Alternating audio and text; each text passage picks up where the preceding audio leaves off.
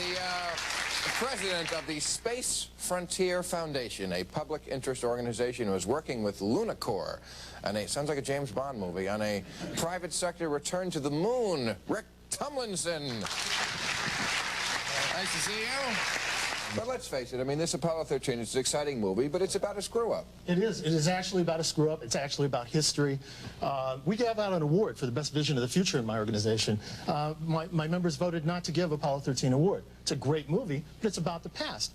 You keep talking about how we get the greatest moments in human history in the past. We had this Apollo anniversary last year, and that's all we heard. Greatest moments, 25 years in the past. That's how you create Generation X. I'm sure people stood around Rome going, you know, in the old days we used to be able to do this.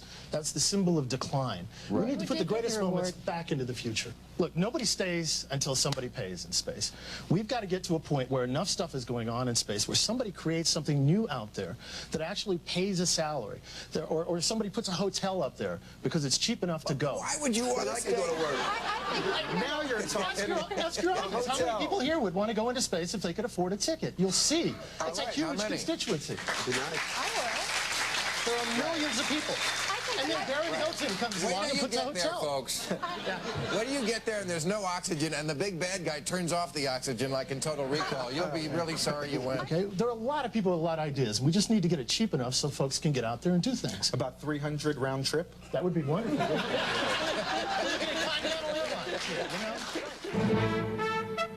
From ABC, this is World News Sunday. At the Kennedy Space Center today, another setback for the space program. The launch of the shuttle Columbia was postponed for the 6th time in a row. It's more than an inconvenience. We need vehicles that can operate regularly, routinely, and are constantly driving the cost of getting there down.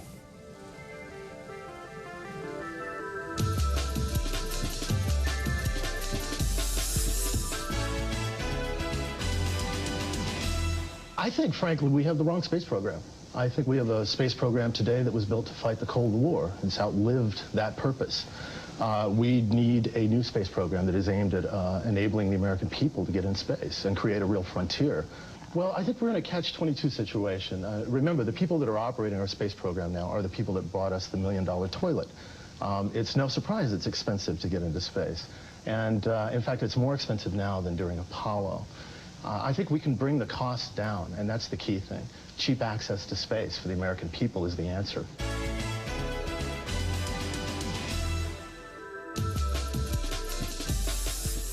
It's not necessarily NASA's job to have vision, and we do not blame any particular agency for what they do or do not accomplish. After all, we are a democracy, and they work for elected representatives, just as one would not blame the military for having no vision. Although the rhetoric is there, we hear NASA administrators, astronauts talking about the bold frontier. The reality is not there behind it. It is not treated as a frontier.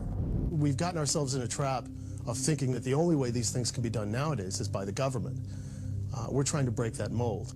If the nation could agree that space was a frontier and should be treated as a frontier, a lot of the debates about what we're doing in space would go away, because people would very clearly understand that we're moving towards something that will, in the end, benefit them and their children.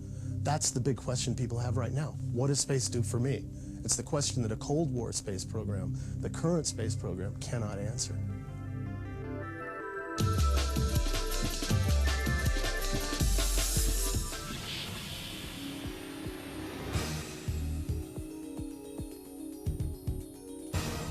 We need a national space agency that believes at its heart that settlement of space is the national priority, not an ongoing set of stunts or explorations, and then begins to manifest that in the reality of what it's doing. The NASA image of Mars is 3 guys standing on a canyon. That is not inclusive. That doesn't put your grandkids there. That doesn't put your children there or yourself there. We have to create an agenda that puts the American people out there first. Notice that in Star Trek, all these guys running around the universe are in government uniforms. And interestingly, although we're in a free enterprise country, the free enterprisers on Star Trek are the Ferengi. We are the Ferengi.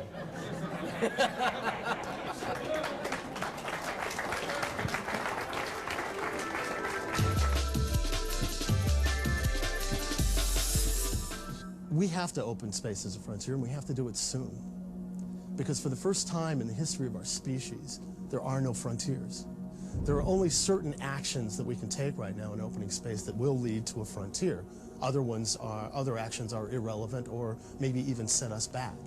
I don't know if you realize this, but it actually costs almost twice as much to fly one shuttle mission as it did for a round trip to the moon. We've discovered some crater rims nearby that we can actually climb the rover up onto, and then the camera can peek up over and shoot down at the Apollo 11 site. We are funding this through commercial sponsorships, the same way you might fund a trip to Everest or undersea exploration, the solar car races that you see, those types of things.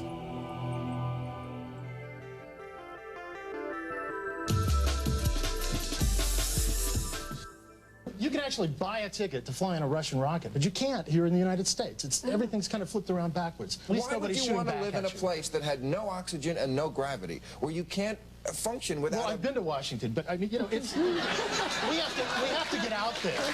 We're talking about this national deficit, and yet you have Congress forcing all kinds of military systems onto Space only looks military. good because there's so many movies about it. And people think, if an idiot like William Shatner can survive up there, I could too. Anyway, we're out of time for this. We'll have to come back.